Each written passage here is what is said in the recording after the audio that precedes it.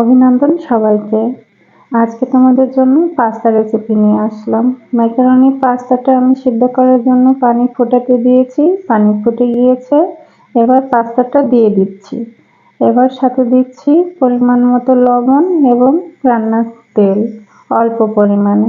দেখো পাস্তাটা ফুটে গিয়েছে, 5-7 মিনিট এভাবে ফুটিয়ে নিয়ে পাস্তাটা তুলে নিচ্ছি।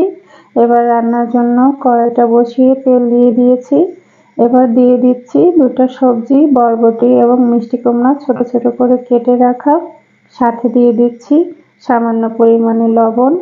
এবার একটু করে ভেজে নিয়ে আবার দিয়ে দিচ্ছি পেঁয়াজ কুচি এবং কাঁচামরিচ কুচি।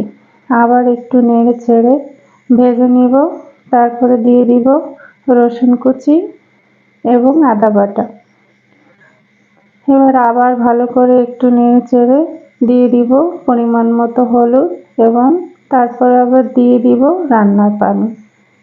দেখো এভাবে মশলাটা আমি ভেজে নিচ্ছি।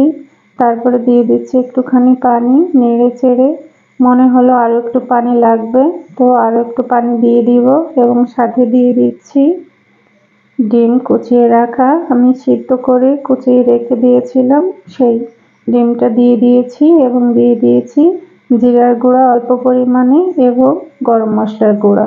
পাস্তাগুলো এবার দিয়ে নেড়ে চেড়ে মিশিয়ে দিব মশলাটা। এরপরে আমি আর কিছু সস ব্যবহার করব।